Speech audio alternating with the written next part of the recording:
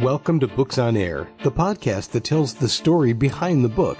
Here's your host for this episode of Books on Air, Suzanne Harris. Welcome to Books on Air. I'm Suzanne Harris. Books on Air is a series where we do a deep dive into the author's passion. We like to find out about why they wrote the book. We like to find out what their writing process is like. And we also talk about what they want their reader to take away from the book. Joining me today is someone I cannot wait to introduce you to. She's just wonderful. Her name is Pam Henry Smith, and she's written a wonderful children's book called MEET MACK. Welcome, Pam. It's such a pleasure to have you here on Books on Air. It's great to be here. Well, I'll tell you a secret since it's just you and I talking today. I have a real soft spot for children's book authors. I think that they are some of the most creative and wonderful writers that I have the opportunity to interview, because you have to get an idea and then you have to make it be interesting to a child. And I think that that's just a fantastic thing to be able to do. So congratulations for MEET MACK. It's an adorable book. Thank you. You know, I learned a long time ago that all books have two stories, and your book is no exception. It has two stories. It has a birthday. There was a time when you didn't know you were going to write MEET MACK. MEET MACK is the book that you want your audience to read, and that's going to be the first book. But there's a story behind MEET MACK.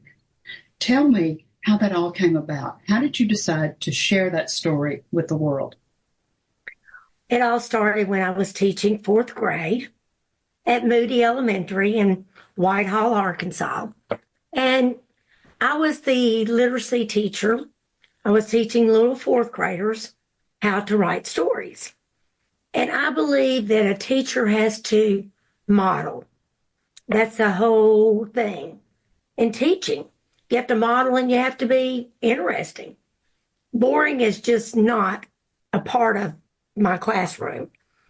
And the kids were the ones. I told the story several times to the kids, which I would always tell personal stories.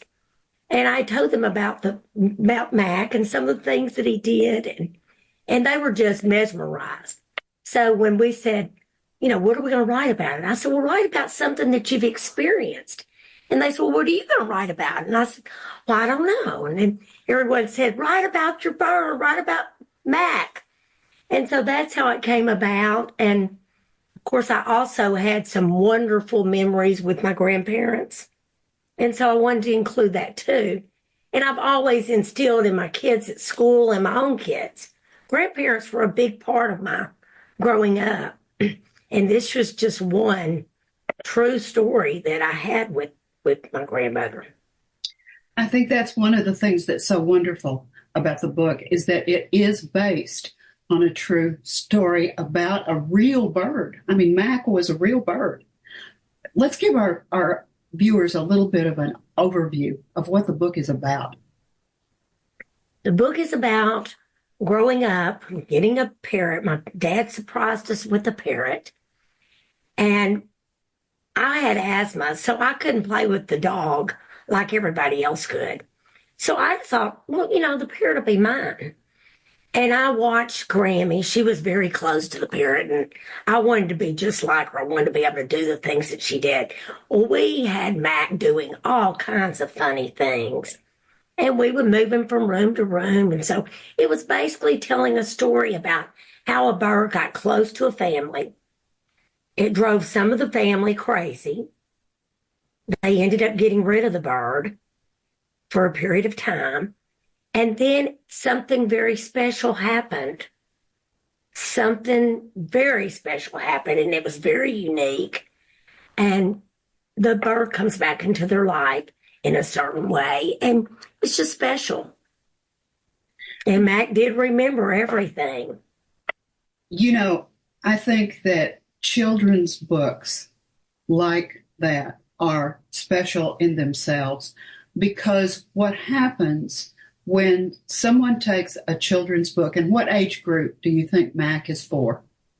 It will go, you can read it to even young kids, but then it can go up to the sixth grade too. And, I've even had adults enjoy reading it because it's true. And you can study different aspects of it. There shows a lot of different things in the story. You get frustrated, you get mad, you laugh, and some of my kids even cried when I've read it. So it's just a touching story, and it has several different qualities. People will sit down, parents with children, maybe siblings with children, maybe grandparents with children, and they'll go through and they'll read the book and they'll look at the wonderful illustrations. They'll laugh about Mac and his exploits. They'll cry. You're absolutely right. But what you really are doing that I think is absolutely incredible and magical is that you are creating memories. And when they read that book, when they're 4, 5, 6, 7, when they're 27 or 37 or 77, they'll still have that wonderful, soft, focused memory of the person who read that book with them or to them. And I think that that's one of the very unique things that happens with children's literature. Yes. And you being a teacher, you understand that. I'm a former teacher myself, so I understand exactly what you're talking about. Sometimes when people write, something happens. They have some sort of experience themselves that they did not expect. Now, you've taken a true story and you've had to fictionalize it. You have to change it just a little because you're writing it for a larger audience. Did you learn anything about yourself when you were doing this? Oh, yes. I mean, you tend to realize what a bond you have with your whole family and how special my grandmother was, my grandfather, how special the bond was between the dog and the bird and and even the funny things that my sister and I would come up with, getting us amused as young kids. I can see a teacher taking this book and you could do so many things with it. You could have a series on parrots because parrots are unbelievable. I mean, they live for so long and they do form such bonds with their owners. Is that right? Is that what you guys experience? Oh, it is. It does. You form a bond. And I promise after they read the book, I mean, even I no longer have Mac because he passed away, but even I am sitting there thinking, I want to get a bird. I want to get a parrot.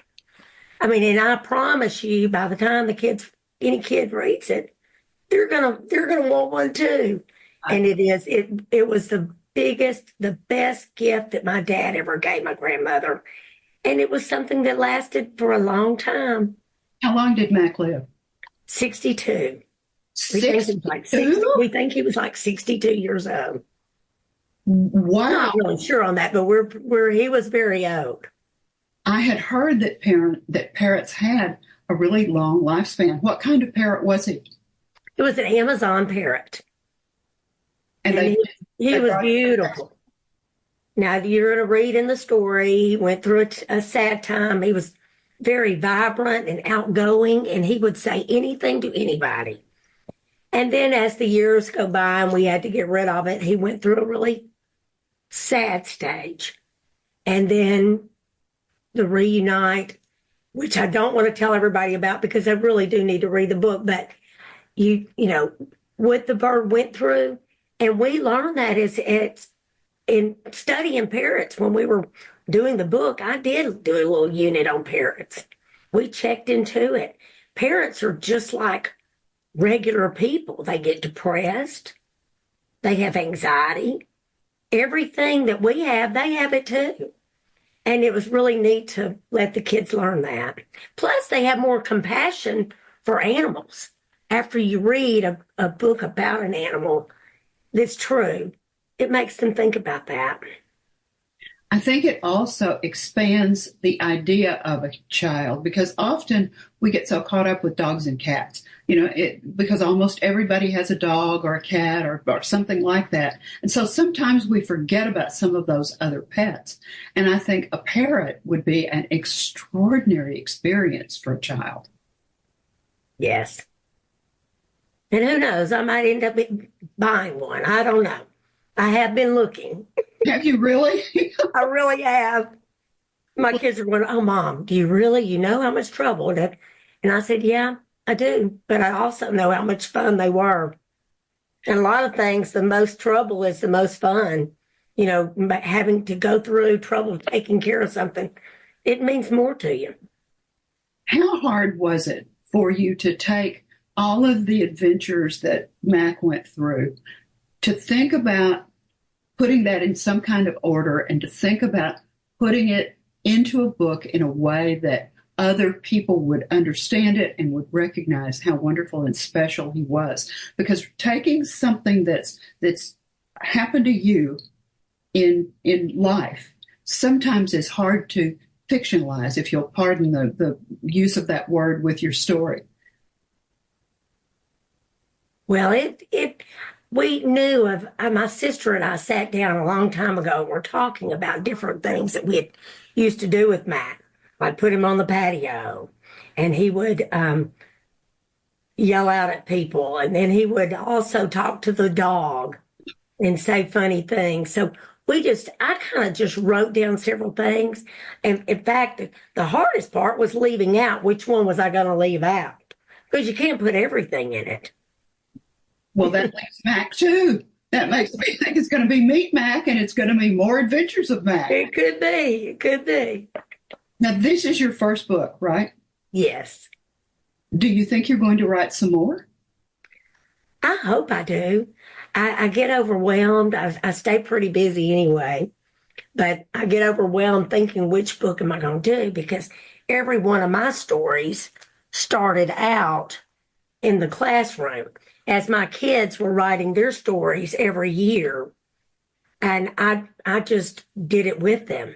So I've got other stories that I've written, but every one of my stories started out like a little paperback. Oh, I love it. I love it. That's how it started out. And everyone in my classroom had one. I mean, they wrote a book.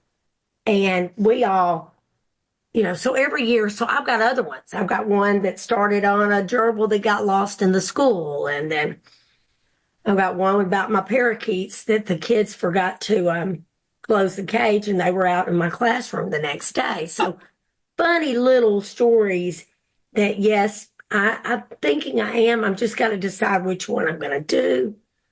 And then getting all the thoughts together. And it's going to be very similar to what I did with Mac. But, it's going to be probably more difficult. I'll have to think of little episodes that you can put in a book and put it all together and the characters in it. I think you've done an extraordinary thing. You exposed those kids. And how old were they? They were in the 4th grade, so that was like 10. You exposed those 9 and 10. You exposed them at a young age to creative writing and that experience. Do you know of any of those kids that have gone on to be authors or writers or anything like that as a result of that experience with writing stories in your class? Oh, yes. I had a little girl that wrote a story in the 4th grade, and from what I understand, it's been published. See, that's amazing to me. I interviewed, but I stay in touch with my kids,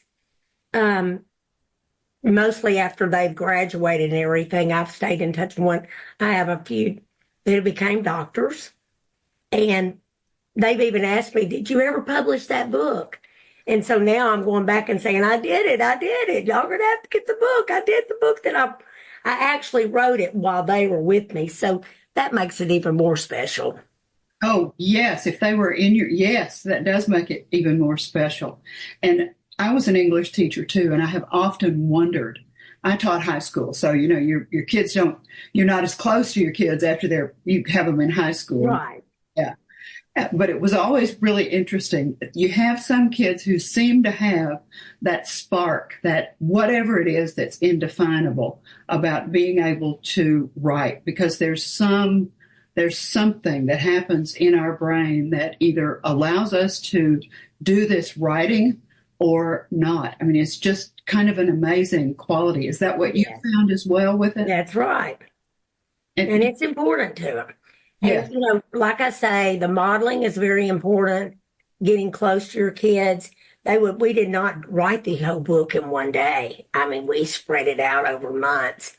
And we had special times when we would work on our book, and I would tell them, we're not going to write a book that I am writing about. No, you can't do that. You're going to tell it in a certain way and not come out and say that. But for them to sit down and write a little paragraph, and then I said, okay, now we're going to work on the illustration of that. So I told them, they wanted to model it, and they got to where they were working together. It was a neat experience. I love it. What about the illustrations in Meet Mac? Did you do those, or did you have an artist do those? I had an artist I already had pictures that I did when I was teaching school, and I took that same pictures and showed it to an illustrator. I had a wonderful guy that was helping me, Art Crossett. He was a wonderful friend of mine, but he passed away like a month before it was published. But yes, he even did some pictures for me to send to the illustrator to help me out. Well, I know that we have piqued the attention of any parent sitting in or grandparent or even older sibling that's watching us, that they're dying to know where to get the book. All they have to do is go to Amazon, and it's on Amazon. And the name of the book it's very easy. It's just called Meet Mack by Pam Henry Smith. Now, Pam, I know that you have got a website. So let's talk about your website. Let's give the address, and let's tell our viewers what they'll find when they go to the website. It's under pamhenrysmith.com, and you can go in it. You can find all the different parts about it. I can write excerpts and keep up with my readers. And but it's a very easy website to go into. I'm learning more about it. In fact, I told my kids they've got to give me another tutoring session on that. But, we're all working together. But yes, I want people to look at it. I would love for people to buy the book. It is wonderful, and I'm hoping to do more. Now, you're also on, I believe, Instagram and Facebook? Yes. Tell me how to find you on Instagram and Facebook. Is it just on Facebook? I'm under Pam Henry Smith. Now, do you have any, you said you have a plan, when we were talking, you said you had a plan for the next book. You're going to give us a little bit of a preview of what that might be? Well, right now I'm thinking I'm leaning towards the one about my gerbil that got lost in the school. It's true. And it did last for about a month and a half about a month that it was lost in the school. And you wouldn't believe the kids, we found it. And it was actually in the ceiling in the PE room, but it tells all the different things, where Stuart went. And, that is going to be a challenge to me, because I am going to bring in fiction into it. I'm going to have to ad lib. I'm going to have to add more and make it exciting, but it is based on what really happened. The Adventures of Stuart the Gerbil. Yes. Well, they could almost say the adventures of being in my class. I mean, there was never a dull moment. Like I say, the birds got loose one day, the gerbil got loose. The kids take care of the pets. So, they didn't put the cage on the cage of the gerbil, and it got out, Instead of getting mad at them, I said, well, we got to figure out what to do. And we went through a month looking for that gerbil. Pam, you sound like you were an absolutely wonderful teacher. I just think of all of the kids that were lucky enough to have you for their teacher were just the luckiest kids in the world. Oh, You thank you. sound like you really took the job seriously and did a great job. When our viewers pick up a copy of MEET MACK and they sit down and they read it with whatever child they read it with, whether it's a grandparent reading it to a grandchild or a little group of grandchildren, or whether it's a mom or a dad or a sister or a brother reading it with a little younger sibling or a little younger child, you're creating that wonderful, soft memory for the person that reads the book and the person that gets the story read to them. What do you, as the author, really want the person that's reading and the person that's listening to take away from the book? Are there some themes there that you really want them to hit home with? Yes, there's several things, but I can mention a few. I want all kids to realize that they have their own experiences right in front of their face. Mine was, my sister and I had the experience of having fun-loving grandparents. And so I want everybody to realize that their grandparents won't be here forever. And listen to them, watch them, because they are special. And you're going to be in the same boat that they're in. So it's neat. So, and then I also want people to realize that birds are special, pets are special. They do have feelings just like we as people do. And the caring for a pet, caring for your family, I want that to be seen.